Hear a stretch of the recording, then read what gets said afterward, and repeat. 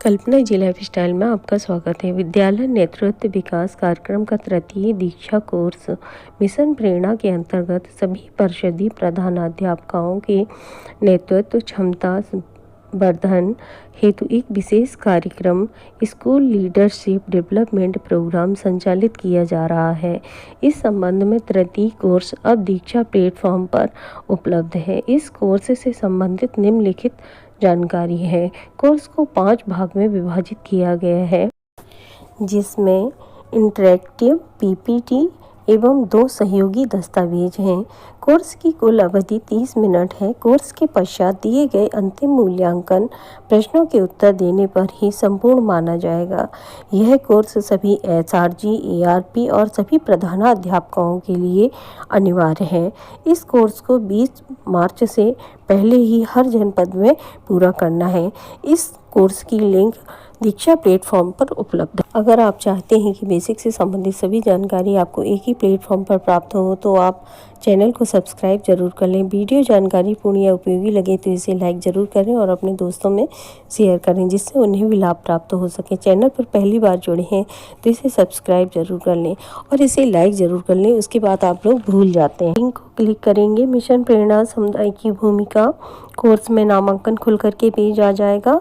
वहाँ पर हम क्लिक करेंगे और कोर्स ओपन हो जाएगा। सीखना, बेसलाइन असेसमेंट, आधारभूत मूल्यांकन, सीखना शुरू, वहाँ पर हम क्लिक करेंगे और हमारे सामने लोडिंग शुरू हो जाएगी। बेसलाइन असेसमेंट आधारभूत मूल्यांकन में जो भी प्रश्न हैं उनके उत्तर कुछ इस तरह से हैं। नंबर 1, मीनू एक ऐसे समुदाय से संबंध रखती है जहाँ पीने के साफ पानी की कमी है। स्थानीय नगर निगम द्वारा रोज सुबह 10 बजे उस समुदाय के घरों के लिए पानी का संग्रह करने और लेने के लिए पानी का टैंक भेजा जाता है। इन पानी का संग्रह करने की जिम्मेदारी प्रत्येक घर की महिला की होती है।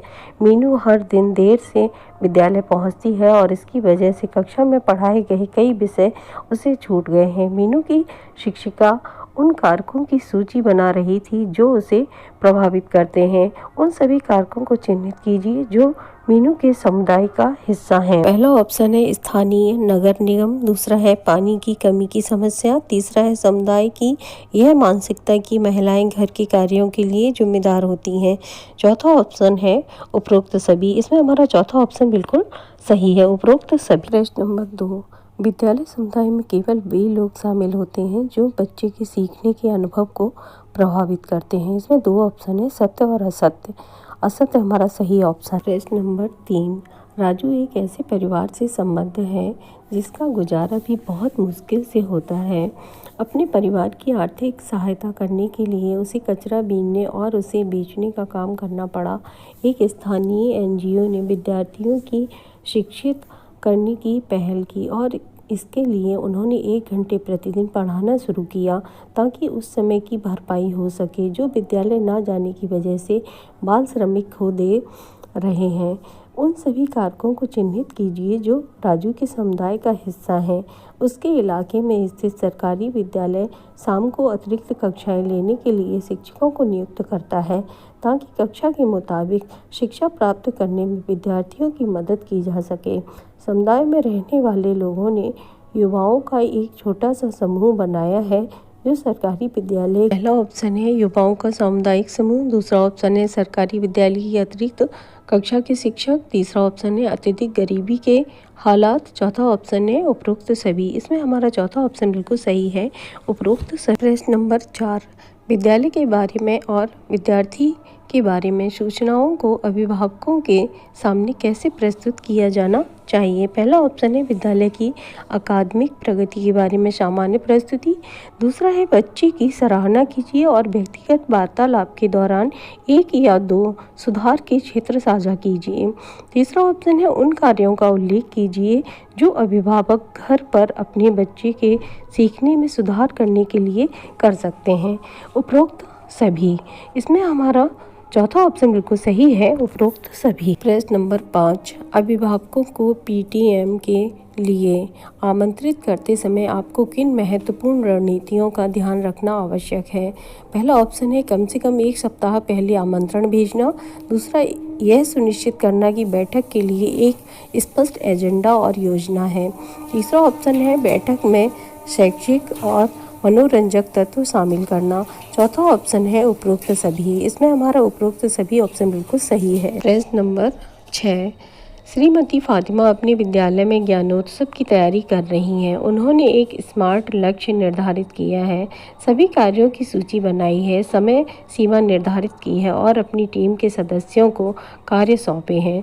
जब वे यह योजना लागू करेंगी, आप इनको इनमें से कौन सी कार्यप्रणाली का अनुसरण करने की सलाह दें? प्रगति और अगले चरणों की जाँच करने के लिए टीम के साथ साप्ताहिक बैठक रखना। दूसरा ऑप्शन है टीम के सदस्यों से यह कहना कि प्रत्येक कार्य के पहले ये उन्हें सूचित करें। तीसरा ऑप्शन है यदि लोग कार्य नहीं करते तो इसके बारे में उच्च अधिकारियों से उनकी शिकायतें करना। पहला ऑप्शन बिल्कुल सही है। प्रगति और उनके चरणों की जांच करने के लिए टीम के साथ साप्ताहिक बैठक रखना। नंबर 7, हमें जो बच्चे स्कूल नहीं जाते, दिव्यांग बच्चे और लड़कियों के नामांकन की तरफ विशेष ध्यान क्यों देना चाहिए? पहला ऑप्शन है क्योंकि अगर हम यह नहीं करेंगे तो हम मुश्किल में पड़ जाएंगे। दूसरा ऑप्शन है क्योंकि इन बच्चों की शिक्षा आमतौर पर पीछे छूट जाती है। तीसरा ऑप्शन है क्योंकि हमें आंकड़े दर्शाने होंगे। चौथा ऑप्शन है उपरोक्त में से कोई नहीं। इसमें हमारा दूसरा ऑप्शन बिल्कुल सही है क्योंकि इन बच्चों की शिक्षा आमतौर पर पीछे छूट जाती है। प्रश्न नंबर 8, इनमें से क्या एसएमसी सदस्यों की एक भूमिका नहीं है? पहला ऑप्शन है नामांकन में विद्यालय की सहायता करना। दूसरा, विद्यालय विकास योजनाओं के निर्माण में योगदान देना। तीसरा, विद्यालय में समस्याओं के बारे में मान्य अभिभावकों से बात करना लेकिन एसएमसी की बैठकों में समस्याएं साझा नहीं करना। चौथा ऑप्शन है विद्यालय के परिसर को सीखने के लिए उपयुक्त बनाने में सहायता करना। इसमें हमारा तीसरा ऑप्शन बिल्कुल सही है। नंबर 9, श्री विनोद चौथी और 5वीं कक्षा के विद्यार्थियों को गणित पढ़ाते हैं। सीखने की प्रक्रिया को अपने छात्रों के लिए रुचिकर बनाने के लिए उन्होंने एक छोटी सी शोध परियोजना दी ताकि वे गणित की अवधारणाओं को अपने रोज़मर्रा के जीवन से जोड़कर देख सकें। क्योंकि उनके प्रयास उतने सफल नहीं रहे जैसा उन्होंने सोचा था। कुछ दिनों के बाद उन्हें अपने एक विद्यार्थी से पता चला कि एक एनजीओ ने गणित के पाठों को तकनीकी सहायता से और अधिक अनुभव आधारित बनाने के लिए एक पहल किया है। श्री विनोद को इस सूचना पर ध्यान देना चाहिए क्योंकि पहला ऑप्शन है गणित को रोचक बनाने की उनकी अक्षमता की वजह से बहुत से बच्चे गणित विषय को नापसंद करने लगे। दूसरा, उनके विद्यालय के विद्यार्थी एक ऐसे समुदाय से संबंधित हैं जहां अच्छे गणितीय कौशल का अभाव है। तीसरा ऑप्शन है एनजीओ विद्यालय समुदाय का भाग है और इसे एक उपयोगी संसाधन के तौर पर इस्तेमाल करना चाहिए।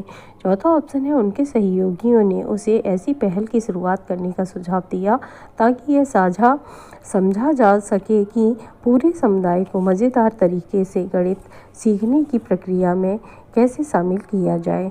इसमें हमारा तीसरा ऑप्शन बिल्कुल सही है। एनजीओ विद्यालय समुदाय का भाग है और उसे एक उपयोगी संसाधन के तौर पर इस्तेमाल करना चाहिए। प्रश्न नंबर 10, ध्यान देने योग्य क्षेत्र की योजना बनाते समय इनमें से कौन से अभ्यासों से परहेज किया जाना चाहिए? पहला ऑप्शन है एक लक्ष्य तय करना। दूसरा है सभी कार्य स्वयं करना। तीसरा, समय सीमा निर्धारित करना। इसमें हमारा दूसरा ऑप्शन बिल्कुल सही है, सभी कार्य स्वयं करना। प्रश्न नंबर 11, इनमें से कौन से कारक यह निर्धारित कर सकते हैं कि अभिभावक अगली पीटीएम में शामिल होंगे या नहीं? पहला ऑप्शन है वे यह महसूस करते हैं कि उन्हें महत्व दिया जा रहा है और वे कुछ उपयोगी सीखते हैं। दूसरा ऑप्शन है वे अपने बच्चों की शिकायतें सुनते हैं। तीसरा, उन्हें कार्य के अतिरिक्त कुछ समय मिलता है। चौथा ऑप्शन है उपरोक्त में से कोई नहीं।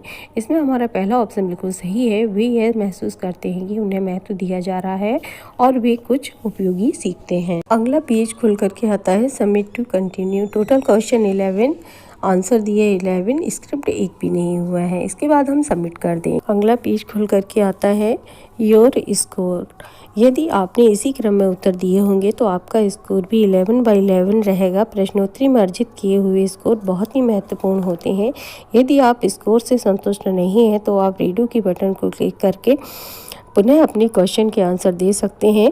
जब आप संतुष्ट हो जाएं तो आप एग्जिट हो सकते हैं। इसके बाद रेटिंग का पेज खुल करके आता है। हम रेटिंग कर देंगे, जमा कर देंगे आपका बेसलाइन असेसमेंट सफलतापूर्वक कंप्लीट हुआ। प्रोत्साहित करने के लिए वह वीडियो जानकारीपूर्ण या उपयोगी लगी हो तो इसे लाइक ज़रूर करें और दोस्तों में शेयर करें, जिससे उन्हें भी लाभ प्राप्त हो सका है। चैनल पर पहली बार जुड़े हैं तो इसे सब्सक्राइब जरूर कर लें। अपना उपयोगी वक्त व चैनल को ढेर सारा स्नेह आशीर्वाद देने के लिए बहुत बहुत धन्यवाद।